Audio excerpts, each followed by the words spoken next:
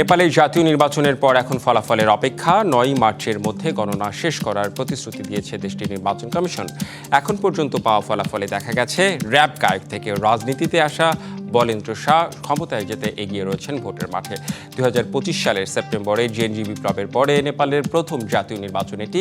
আর সবচেয়ে জনপ্রিয় প্রার্থী কাঠমান্ডুর সাবেক মেয়র বলেন্দ্র শাহ। রাষ্ট্রীয় স্বতন্ত্র পার্টি এই দলের হয়ে নেপালের জাতীয় নির্বাচনে প্রার্থী হয়েছেন বলেন্দ্র শাহ। লড়বেন ঝাপা ৫ আসনে। দল জয়ী হলে প্রধানমন্ত্রী হবেন বলেন্দ্র। রেপার থেকে রাজনীতি আর দেশ পরিচালনার এই প্রতিযোগিতায় এখন অনেকটা এগিয়ে তিনি।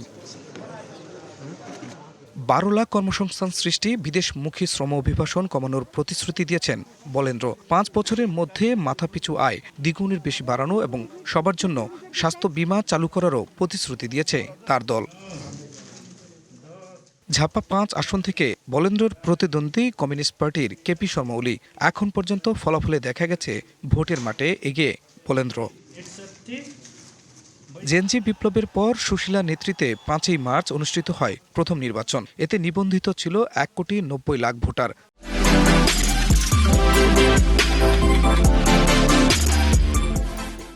যাদের মধ্যে প্রায় ১০ লাখই জেএনজি ভোটার। বৃহস্পতিবারের নির্বাচনে দেশের মোট ভোটারের মধ্যে প্রায় ৬০% ভোট দিয়েছে বলে জানায় নির্বাচন কমিশন। ৯ মার্চের মধ্যে গণনা শেষ হওয়ার প্রতিশ্রুতিও দিয়েছে নির্বাচন কমিশন।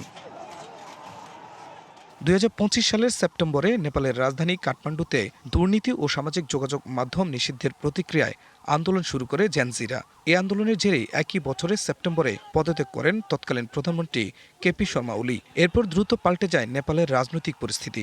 পরবর্তীতে অন্তর্বর্তী সরকারের দায়িত্বে নেন সুশীলা কার্কি। আর তার অধীনেই ৭ই মার্চের মধ্যে অনুষ্ঠিত হয় জাতীয় নির্বাচন। খান মোহাম্মদ মুকুল, ডিবিসি নিউজ ডেস্ক।